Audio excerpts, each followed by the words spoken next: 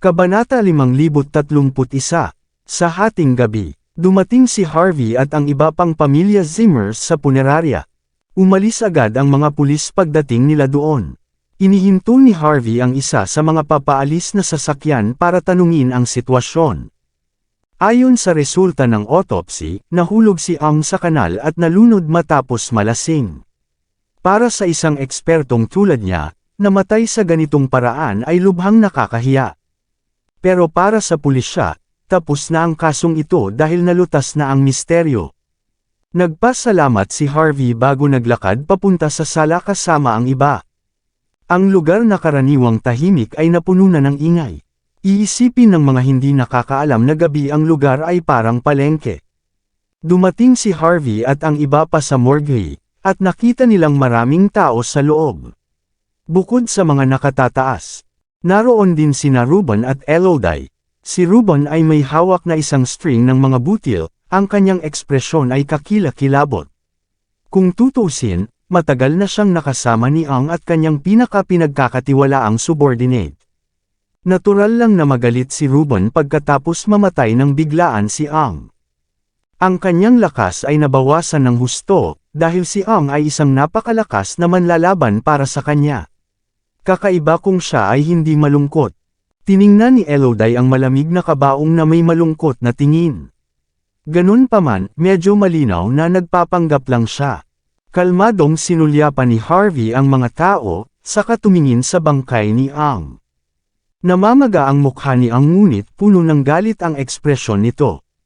Umalangaw-ngaw ang amoy ng alak mula sa kanyang katawan. Mukhang tama ang ginawa ng mga pulis sa kanilang mga conclusion. Paano siya namatay ng biglaan? Dahan-daang inilagay ni Ruben ang kanyang prayer beads sa mga kamay ni Ang. Napakabata mo, huwag kang malungkot, Elder Ruben. Ayaw din ni Master Ang na nakikita kang ganito, sabi ni Elodie. Pinuntahan niya si Ruben. Labis akong nagsisisi tungkol dito. Alam kong sigurado na hindi ito aksidente. Siguro may nakapatay kay Master Ang. Dapat mahanap mo ang tunay na salarin at dalhin ang kaso ni Ang sa hustisya. Hindi lang tadhana ang gumawa nito, pero hindi ka rin pinahalagahan. Nagpakita ng determinadong ekspresyon si Elodie. Hindi ka pwedeng sumuko ngayon. Gusto namin ang katotohanan. Maghihiganti kami Master Ang.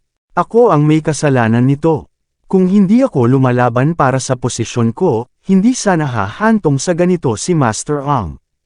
Sisiguraduhin kong makakaganti siya, kahit mawala ako sa posisyon na ito. Ikinalulungkot ko, Master Ang. Napatingin tuloy si Elodie kay Mandy at sa iba pa na puno ng paghihiganti. Damn! Nasaan si Simon at ang kanyang pamilya? Malamig na tumawa si Ruben. Dalhin mo sila dito ngayon din. Si Ruben ay naging isang mabangis na hayop sa sandaling iyon, mabangis ngunit nakakatakot ang aura nito. Si Cynthia na natakot sa aura ni Ruben ay tumakbo sa mga bisig ni Harvey. Namilog ang mga mata ni Mandy, ngunit hindi siya umimik. Hinaplos ni Harvey si Cynthia, at tumingin sa harap na may kalmadong ekspresyon. Narito kami, Elder Ruben. May gusto ka bang pag-usapan sa amin? Magalang na humakbang pasulong si Simon, natatakot na masangkot sa sitwasyong ito. Sinundan siya ni Lillian, na nanginginig ang buong katawan sa takot. Wala kaming pinatay, Elder Ruben. Iginagalang namin si Master Ang, pagkatapos ng lahat. Sampal, sampal, sampal. 100 beses silang sinampal ni Ruben kaya napa-atres sila. Ang kanilang mga mukha ay ganap na namamaga. Mga bastos kayo, kung hindi dahil sa inyo, hindi magiging problema ang kontrata ng pamilya Foster. Dapat nasa poder ngayon si Elodie. Hindi ko sasabihin kay Ang na baliin ang mga paa ni Mandy kung ganoon ang nangyari. Hindi siya pupunta sa inyong bahay, at hindi rin siya mapilayan at papatayin sa lansangan. Tapos, kasali pa rin kayo, kahit hindi ninyo siya pinatay. Tinatrato ko siyang parang sarili kong anak. Ngayong patay na siya, gusto kong samahan mo rin siya. Lalong nagalit si Ruben habang nagsasalita. Sinipa niya si Lillian at Simon pababa, at akmang tatapakan ang kanilang mga mukha. Ina, Ama, Si Mandy at Cynthia ay likas na tumayo sa harap ng kanilang mga magulang. Gaano man kawalang katarungan sina Simon at Lillian, sila pa rin ang mga magulang na kailangang protektahan. Kayong dalawa ay may kagagawan din kayo. Magbabayad ka. Gusto kong patay kayong dalawa. Nabaliw si Ruben matapos makitang may nakatayo sa harap ng mga taong gusto niyang bugbugin. Agad niyang iniwas ang palad kay Mandy. Bam! Bago pa lumapag ang sampal ay nahawakan na ni Harvey ang braso ni Ruben. Nabubuhay tayo sa matuwid na panahon, Elder Ruben. Lahat ay nangangailangan ng patunay. Kung patuloy mong ipinipilit na ito ay may kinalaman sa pamilya Zimmer. Saka hindi ko hahayaang mangyari. Ang sinumang lumalaban kay Mandy, laban sa akin. Natigilan si Ruben, saka malamig na tumawa. Kahanga-hanga, talagang kahanga-hanga. Maging ang manugang na nakatira sa likod ng mga eksena ay nangangahas na magpakitang gilas sa harapan ko. Hindi sapat ang hindi pagrespeto sa akin sa airport. Hindi ka rin mabubusog na nabaldado na si Ang. Ngayon, nandito ka hinahamon ang awtoridad ko. Sa tingin mo ba ay magagawa ng sinuman ang anumang gusto nila dito? Napatingin tuloy si Ruben kay Simon. Basura ka, paalisan mo ang manugang na ito, at baliin mo ang kanyang mga paa. Kung hindi, babaliin ko ang iyong mga binti, pati na rin ang mga binti ng iyong pamilya. Napangiti si Elodie. Walang karapatang magpakitang gilas ang manugang sa harap ng ikasyam na sangay. Napatingin si Harvey kay Elodie. Hindi pa nga siya nakakaupo ng maayos sa kinatatayuan niya. Sino siya sa tingin niya? Wala akong pakialam kung anong mangyari. Wala rin akong pakialam kung sino ang tama o mali, sabi ni Harvey. Kung may laban kay Mandy o kay Cynthia, kailangan nila akong lampasan. Wala kang pinagkaiba. Sa kabila ng kanyang mga sinabi, nanatiling kalmado ang ekspresyon ni Harvey. Wala akong pinagkaiba. Tumawa si Ruben. Ang yabang mo talaga, Harvey York.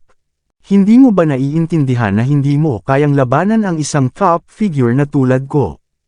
Sa tingin mo ba wala na akong magagawa dahil lang sa patay na si Ang?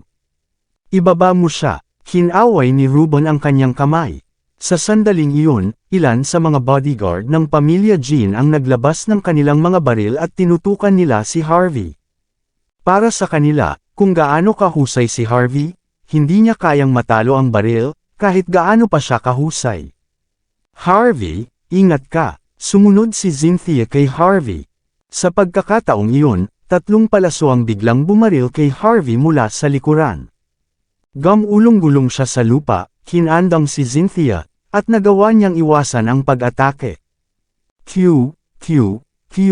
Dama po ang mga bala sa katawan ng mga gwardya na may dalang mga baril, at tinakpan nila ang kanilang mga leeg, at nauwi sa pagkakahiga sa lupa, mukhang kaawa-awa at ganap na paralisado. Agad na naging itim ang kanilang mga mukha, ang mga palaso ay may lason. Bago pa namalayan ng mga gwardya, isang coroner na may suot na maskara na ikinaway ang kanyang kamay. Ang coroner ay isang opisyal ng gobyerno na awtorisadong magsagawa o mag-utos ng isang pagsisiyasat sa paraan ng kamatayan o sanhi ng kamatayan at upang imbestigahan o kumpirmahin ang pagkakakilanlan ng isang hindi kilalang tao na natagpuang patay sa loob ng coroner na jurisdiction. Inihagis niya ang kanyang toolbox pasulong, at itinumba sa sahig ang ilan sa mga gwardya. Sinugod ng coroner si Harvey, nagkataon na gumulong siya sa lupa kasama si Cynthia bago dumating sa likuran ni Elodie. Napasigaw si Elodie sa takot, at natisod sa gilid. Nagkagulo ang buong lugar, sumulong ang ilang bodyguard, na hinati sa kalahati ang karamihan. Lumaki ang distansya sa pagitan ni Harvey at ng coroner palayo ng hiwalay. Bastos ka, how dare you pumatay ng mga tao sa pamilya Jean? Sino ka? Galit na sigaw ni Ruben. Gago! Napagtanto ng coroner na si Ruben ang taong may pinakamataas na katayuan matapos marinig ang kanyang mga sigaw.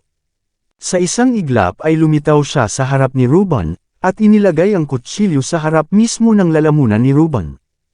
Agad na tumahimik si Ruben na kanina pa sumisigaw ng mayabang. Nararamdaman niya na malapit na ang kanyang kamatayan, ginawa niya iyon ng walang lakas ng loob magsalita. Panahon na para mamatay, Harvey. Kung hindi ka lalabas ngayon, papatayin ko ang matandang ito ngayon din. Sigaw ng coroner. Ang kanyang boses ay malamig, ngunit tuyo na may natatanging island accent. Kinikit ni Harvey ang kanyang mga mata, at naalala niya sa wakas kung sino itong coroner. Kanay, dalubhasa siya sa panig ni Blaine. Sumimangot si Harvey, kakaiba ang itsura ni Kanay.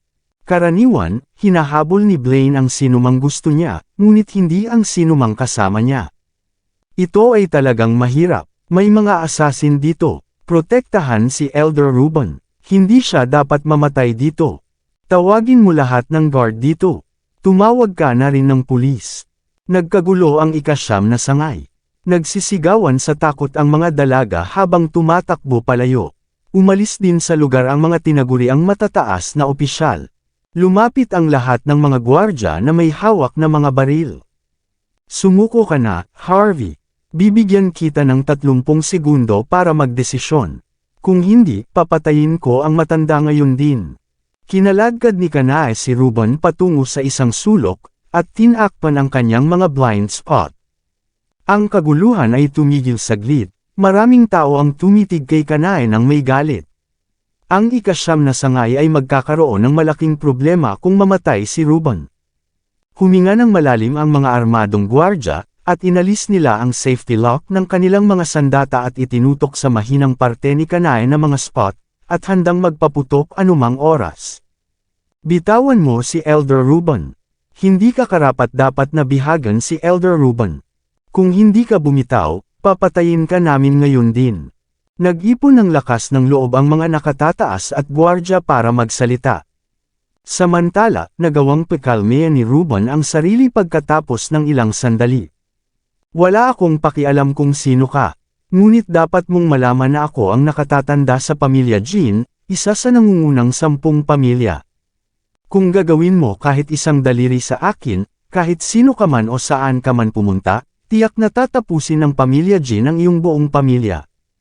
Ang iyong mga ninuno ay masusunog din sa isang malutong. Tumayo si Elodie at nag-ipon ng lakas ng loob para magsalita. Tama. Ang ika-9 na sangay ay ganap na nakapalibot sa lugar na ito. Tumawag na rin kami ng pulis. Kung sasaktan mo si Elder Ruben, mamamatay ka sa matinding kamatayan. Maging ang iyong mga ninuno ay hindi mabubuhay. Sila ay susunugan sa lupa. Hindi pinansin ni Kanay ang lahat ng sumisigaw sa kanya, at malamig na tinitigan si Harvey. Halos 30 segundo na ang nakalipas. Gusto mo ba talagang gawin ko yun? Kung gagawin ko, mamamatay siya sa isang masakit na kamatayan. Malamig na tumawa si Harvey. Kilala mo ba kung sinong hino-hostage mo, Bob Ong taga-isla? Siya ay isang napaka-prominenteng figure sa pamilya Jean. Maaari niyang baguhin ang buong ika-9 na sangay sa isang salita lamang. Hindi ka maglalakas loob na hawakan siya, kahit na mayroon kang buong tapang sa mundo. Tigilan mo na ang pagpapanggap. Hayaan mo na lang siya. Kung hindi, dudoblehin ko ang pinsalang gagawin mo sa kanya. Sabi ni Harvey. How dare you threaten me, bastard? Ungol ni Kanay. Galit na galit siya. Galit na hinablat niya ang kamay ni Ruben at pinilipat iyon. Bas again. Napasigaw si Ruben sa sakit. Nanginginig siya at tuluyang nawalan ng kulay ang mukha. Tumingin si Kanay kay Harvey ng malamig na ngiti. Nakita mo ba yun, Harvey? Akala mo hindi ako maglalakas loob. Paano kung ang lalaking ito ay kabilang sa nangungunang 10 pamilya? So what if mataas ang status niya? May magagawa ka ba pagkatapos kung mabali ang braso niya? Bastos ka. Ang lakas ng loob mong gawin ito kay Elder Ruben. Mamamatay ka ng masakit dahil dito. Sigaw ni Harvey, na napuno na may hindi mapigil na galit. Gawin mo ulit kung maglakas loob ka. Ganun ba? Kinahihit ni Kanay ang kabilang braso ni Ruben, saka tumawa ng nakakatakot. Tingnan mo, huwag mong isipin na hindi ako mangangahas na patayin siya. Mas mabuting makinig ka na. Nang inag si Ruben sa sakit, at gusto niyang sabihin na kalaban niya si Harvey at walang kwenta na hawakan siyang hostage, pero sapat na ang sakit na naramdaman niya para pigilan siya sa pagsasalita. Bilang isang kilalang figure, nabuhay siya na may pilak na kutsara sa kanyang bibig. Hindi niya kayang tiisin ang sakit. Galit na galit si Harvey. Walang hiya ka, Kanai.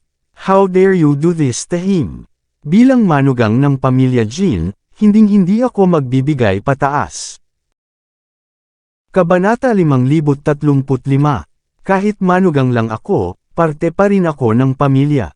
Ang aming pagmamalaki ay kasama ang pamilya Jean at ang nangungunang 10 pamilya.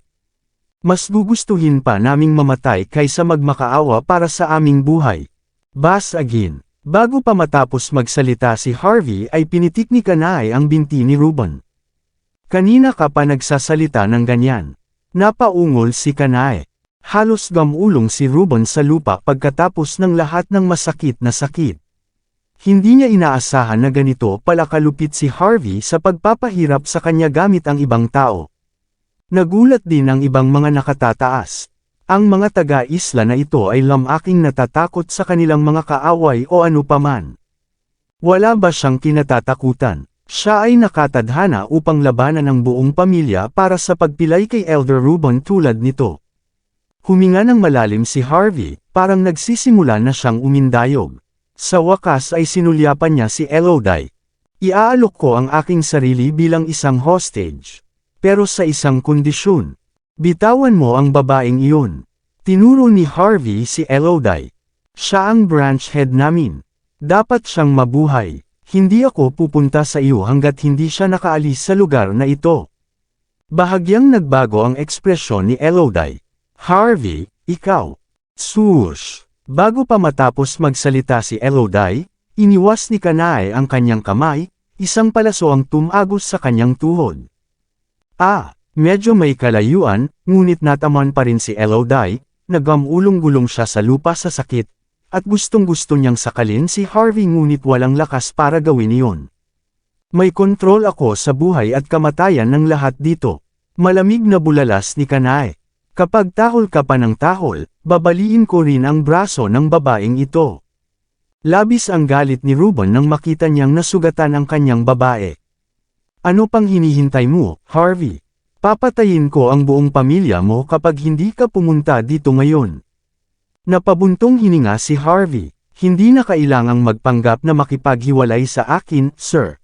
Alam ko kung ano ang sinusubukan mong gawin. Sinubukan mo akong protektahan sa pamamagitan ng pagpapaisip sa mga taga-isla na tayo ay magkaaway. Tatandaan ko ang iyong mga gawa magpakailanman. Gagawin ko ang aking tungkulin bilang manugang ng pamilya Jean. Hinding-hindi ako susuko, huwag kang mag-alala. Namilog ang mga mata ni Ruben matapos marinig ang sinabi ni Harvey, at bago pa siya makapagsalita, winigiwi ni Kanai ang kamay niya muli. Isang palaso ang dumiretso sa lalamunan ni Elodie.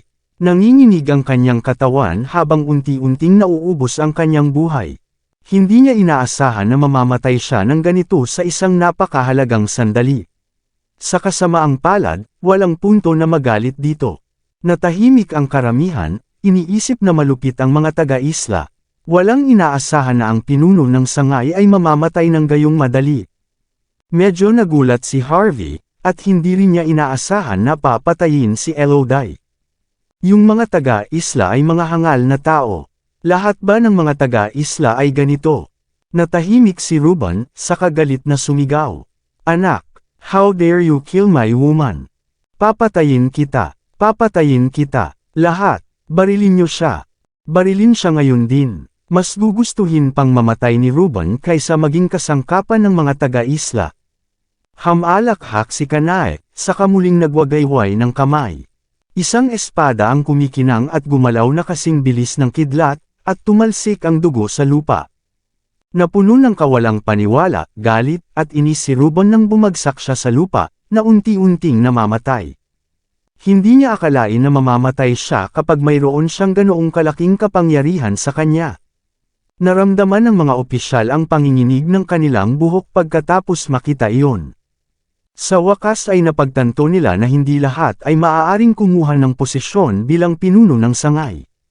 Kung sino man ang nasa ganoong posisyon ay pwedeng mamatay kung hindi mag-iingat. Malamig na tumawa si Kanai, saka sinugod si Mandy. Siyempre, plano niyang manghuli ng isa pang hostage. Crack! Pero bago pa siya makalapit ay naapakan ni Harvey ang isang tile. Ang kanyang fraction ay lumipad ng diretsyo, na pinipilit siyang umatras muli. Nakakatakot ang ekspresyon ni Kanae. Sa kanyang pag-atras, 3 iba pang gwardya ang nahulog sa lupa, na paralisado, kaagad at muli niyang ikanaway ang kanyang kamay. Ang mga gwardya ay sumusugod nang makita nila ang eksena. Napakagulo ng buong lugar. Gayunpaman, patay na sina Elodie at Ruben. Kung hindi maparalisa ng mga gwardya si Kanae, dapat silang sumama sa dalawa. Mahigit 30 gwardya ang lumapit. Ang mga taong ito ay may kahit kaunting karanasan sa pakikipaglaban at may kahangahangang kapangyarihan. Malamig na tumawa si Kanae, sa kanya pinakawalan ang aura niya. Bukod sa kanyang patalam, naging sandata rin niya ang kanyang buong katawan.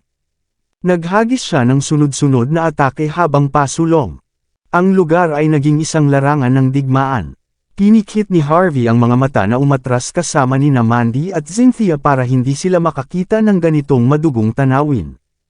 Isang bodyguard ang itinapon, at bumagsak sa lupa. Dugo ang lumabas sa kanyang bibig, at siya ay nawalan ng malay. Bam! Isa pang bodyguard ang nabalian ng paa bago bumagsak sa lupa. Isa-isang bumagsak ang mga bodyguard dahil sa pag-atake ni Kanae. Wala pang 1 minuto, lahat sila talagang hindi makagalaw. Karamihan sa kanila ay hindi malubhang nasugatan, ngunit sila ay nagdusa ng isang malubhang pinsala na ginawa silang ganap na walang silbi sa oras na iyon. Nagulat ang mga opisyal nang makita ang isang lalaking napakahanga. Natitised sila sa lugar na iyon nang walang pag-aalinlangan, na itinatapon ang kanilang kay-abangan. Hindi ka maaaring tumakbo, Harvey. Matapos makipaglaban sa mga gwardya, lumingon si Kanae kay Harvey. Pumunta ako dito para patayin ka. Tsaka alam mo naman talaga kung sino ang kaharap mo.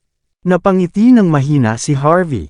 Then, just continue. Bakit hindi mo nalang sabihin sa kanya kung sino siya? Ano ba si Blaine? Sabi niya pumunta ka diba? Naguguluhan ang ekspresyon ni Kanae matapos marinig ang pangalan ni Blaine. Wala kang karapatang gawin ang Young Master John laban sa iyo. You're not worthy. Bulalas niya na nanunuya kay Harvey. Kung hindi si Blaine, dapat ay si Darby iyon. Ginawa niya ito para sa kanyang underground casino, tama ba? Kung gayon, patayin mo ang tamang tao.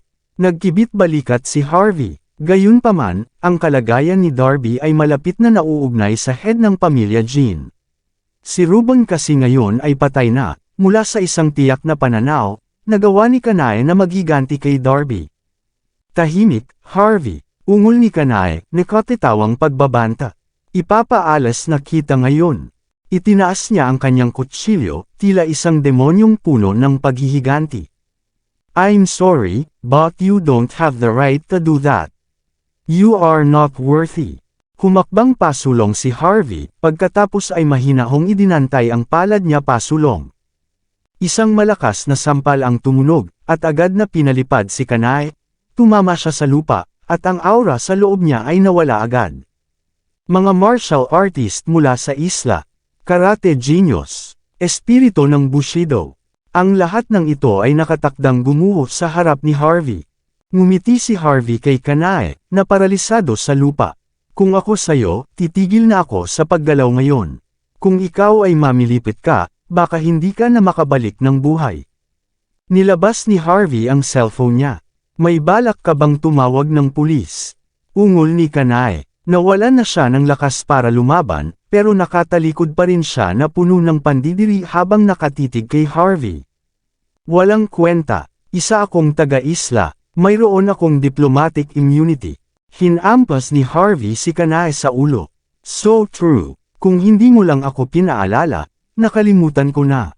Ang isang espiya na tulad mo ay nagkakahalaga ng $76,000 dito. Dapat sumama ka na lang sa Dragon Cell. Pagkatapos ay nag-dial si Harvey ng isang numero. Hello, Dragon Cell. Nandito ako para mag-ulat ng mga espiya at makakuha ng mga reward. Habang plano ni Harvey na palakihin ang buong sitwasyon sa pamamagitan ng paggamit ng Dragon Cell. Nakaupo si Darby sa harap ni Blaine sa isang courtyard. Saglit na tiningnan ni Blaine ang ilang mga dokumento, pagkatapos ay bumantong hininga. Talagang minaliit natin ang live-in-in-law this time. Ang isang eksperto sa geomancy mula sa Hall of Fortune ay wala. Pero hindi ko inasahan na siya rin pala si Representative York from Floatwell. Ito ay ganap na lampas sa aking inaasahan. Nagawa niyang hawakan ang pinakamahusay na mga talento mula sa India ng mag-isa. Pagkatapos noon, siya pa ang naging kinatawan ng Marshall Alliance sa bansa. Hindi nakakagulat na napakahirap niyang harapin. Nanlungo si Blaine matapos makita ang impormasyong mayroon siya. Sa mga nakababatang henerasyon, ang taong higit niyang hinahangaan ay ang head coach at si Representative York. Hindi rin niya akalain na isa si Harvey sa kanila kaya naman sobrang disappointed siya. Kailangan niyang harapin si Harvey sa lalong madaling panahon kung gusto niyang sirain ang lahat ng iba pang puwersa sa lungsod. Sa ganoong paraan, ang pamilya John ang tanging may awtoridad na magsalita. Pagkatapos ng lahat, ang tagumpay ni Harvey ay pinagsama ang pamilyang Hermat at ang pamilyang Patel. Mahihirapan silang harapin na magkasama. Kung aalisin si Harvey, baka mas madaling gumuho ang ibang pamilya. Casual na inilabas ni Darby ang kanyang mahabang manipis na tabako bago ito sinindihan. Hindi na kailangan, young Master John. Hindi mahalaga kung sino siya. Dahil hindi siya bahagi ng 10 dakilang pamilya, hindi natin siya maaaring pabayaan sa hindi paggalang sa atin. Sinarado ang mga underground casino. Ilang daang milyon ang nawala sa akin dahil doon. Kinailangan din akong ikulong ng ilang taon para lang harapin ito. Nasira ang kinabukasan ko. Dahil iyon ang kaso, bakit hindi labanan ang taong iyon hanggang kamatayan? Kailangan nating ipaglaban ang ating reputasyon. Dagdag pa, kailangan din nating lutisin ang problema para sa pamilya John. Kung hindi, mag-aaksaya ako ng oras sa bilangguan sa susunod na ilang taon. Puno ng hinanakit ang mga mata ni Darby. Siya ay isang kilalang tao, ngunit siya ay sinampal na parang walang tao sa isang underground na kasino. Nagbayad pa siya ng mabigat na presyo para lang mailabas. Madidismaya siya kung hindi siya makaganti. Manatiling kalmado, young Master Darby. Bahagyang ngumiti si Blaine. Binigay ko sayo si Kanae para protektahan ang sarili mo, hindi para labanan si Harvey. Wala pa tayong masyadong alam tungkol kay Harvey. Magbabayad tayo ng malaking halaga para sa pakikipaglaban sa kanya ngayon. Malamig na tumawa si Darby. Itinaas niya ang kanyang ulo upang tingnan ang Indigo Mountain. Ano pa ba ang kaya niyang itago? Maaaring hindi ganoon kahalaga ang kanyang titulo bilang isang kinatawan.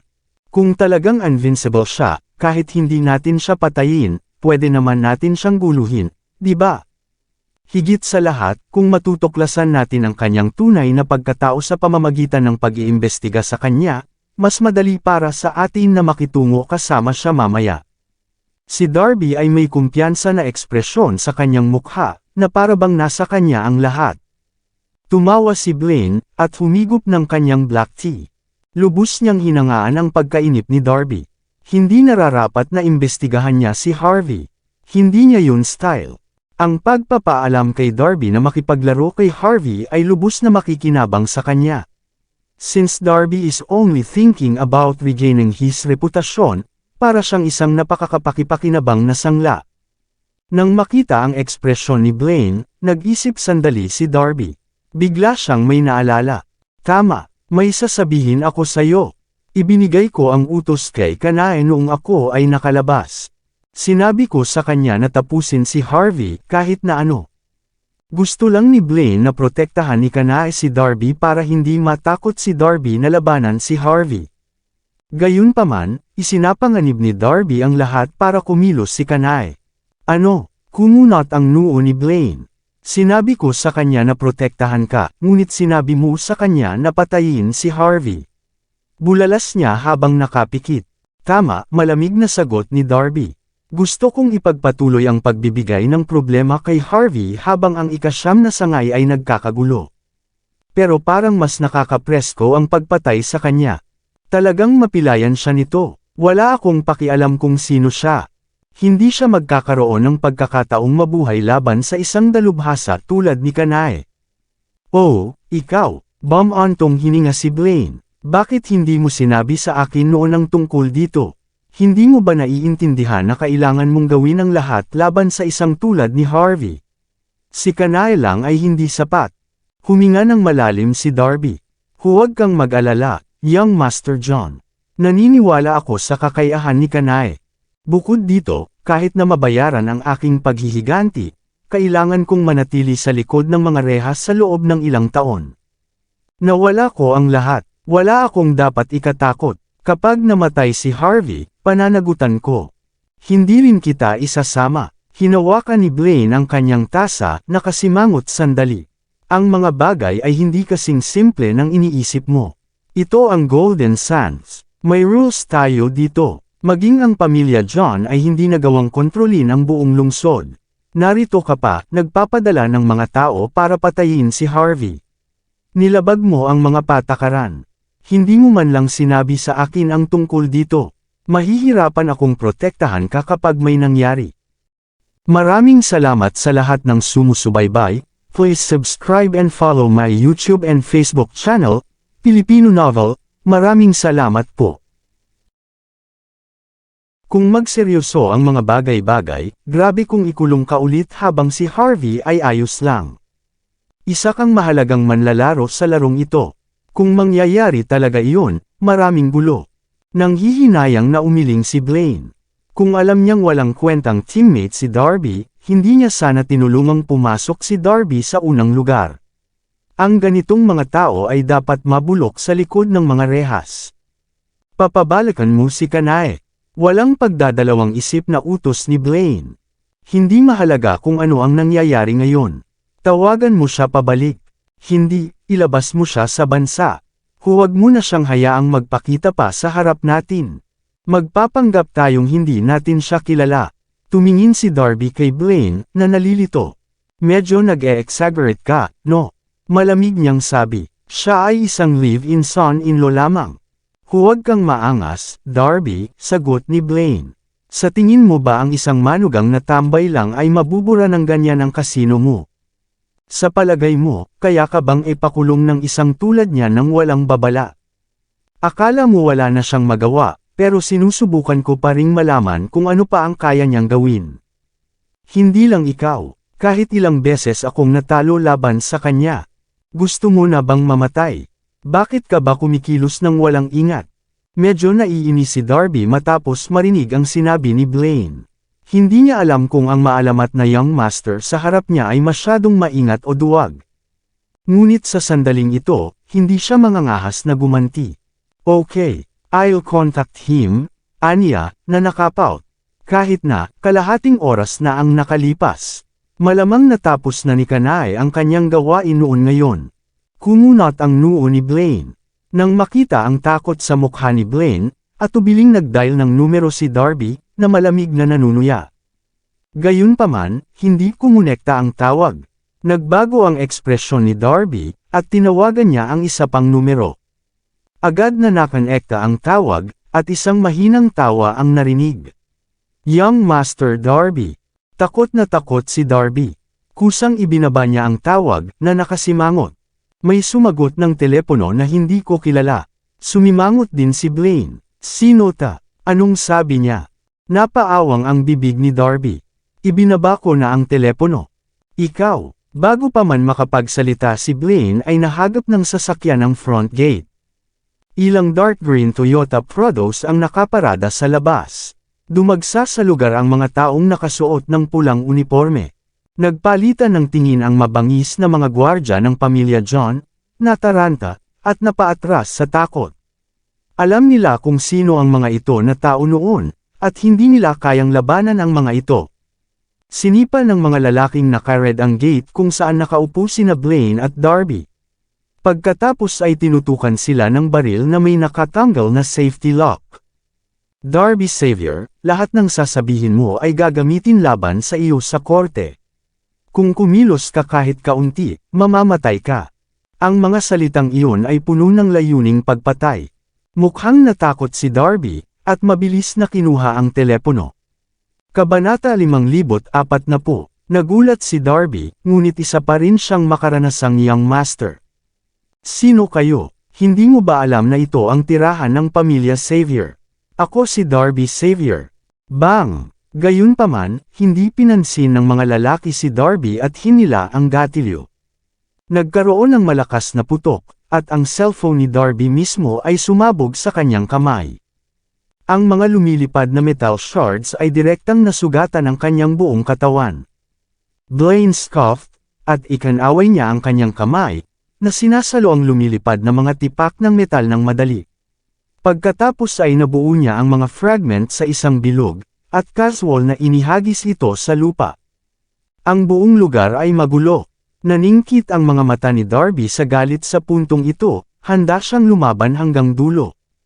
Batay sa kanyang pambihirang katayuan, walang sino man ang nang-ahas na salakayin ang kanyang sariling tahanan at tretuhin siya ng ganito noon. Kung kumilos ka ulit, mamamatay ka. Nakatutok ang baril sa noo ni Darby bago pa man siya makagawa. Nagkaroon ng magandang pagkakataon ang mga lalaking ito na hilahin ang gatilyo, ayon sa kung ano sila. Kilala mo ba kung sino ako? Si Darby ay galit na galit, at tatayo na sana siya pero nasampal. Hindi man lang siya nirerespeto. Kumusta, young Master Darby? Galing kami sa Dragon Cell. Ito ang aming lisensya para pumatay. Isang nasa katanghaliang gulang na lalaki ang lumakad na may ngiti at nakapikit na mga mata. Ang kanyang mga salita ay napuno ng hindi masabi na lamig. Kasangkot ka sa isang seryosong kaso ng tangkang pagpatay. Kasali ang Jean family, isa sa nangungunang 10 pamilya. Talagang nilabag mo ang mga patakaran, sadyang kumikilos laban sa iba pang miyembro ng nangungunang 10 pamilya na may layuning pumatay. Ang iyong mga aksyon ay nagbabanta din sa kaligtasan ng Martial Arts Alliance ng Country H. Dapat hilingin namin ang inyong kooperasyon. Maaari kang lumaban, ngunit kung gagawin mo, papatayin ka namin kaagad. Ipinahid ng nasa katanghaliang gulang na lalaki ang kanyang hinlalaki sa kanyang leeg. Kalmado ang ekspresyon niya, gayunpaman, ang hindi masabi na pananalaki pa rin ang nararamdaman niya. Patuloy na kumikibot ang mata ni Darby, ang pangalang Dragon Cell ay parang isang bundok na nagpapabigat sa kanya, na nagpapahirap sa kanyang paghinga na mas mahirap pa. Nagsisimula na siyang maunawaan kung bakit galit na galit si Blaine sa kanya. Grabe ang ekspresyon ni Darby, at tinitigan niya si Blaine. Alam niyang si Blaine lang ang nakakapagpabago ng mga bagay sa paligid. Napangiti ng mapait ang middle-aged na lalaki mula sa Dragon Cell nang mapansin ang titig ni Darby. Walang silbi, young Master Darby. Ngayong nandito na tayo, walang makakapigil sa amin. Totoo ba yun? Ibinaba ni Blaine ang kanyang tasa. Ang kanyang matahimik na aura ay lumabas, na tinakpan ang buong lugar ng hindi masabi na sindak. Ang tiwala ng mga miyembro ng Dragon Cell ay nagbago ng mga ekspresyon, at ang nasa katanghaliang gulang na lalaki ay likas na umatras ng ilang hakbang, na kumikislap ang kanyang mga mata. Sabihin mo sa amo mo na akin si Darby. Kahit sinong siraan ang kanyang pangalan, dapat magbigay ng nararapat ang iyong Panginoon ng paliwanag para sa pag-arestong ito. Kung hindi, malalaman niya kung ano ang mangyayari sa kanya. Inilabas ni Blaine ang kanyang aura kaya napilitan ang mga taong nasa harapan niya na manginig at umubo ng dugo. Ang nasa katanghaliang gulang na lalaki ay napuno ng hindi paniniwala. God of War, paanong posible iyon? Ayon sa aking impormasyon, maraming nangungunang eksperto ang nagtatago sa simpleng paningin dahil sa mayamang background ng lungsod, ngunit dapat walang Diyos ng digmaan sa nakababatang henerasyon. Sino ka ba?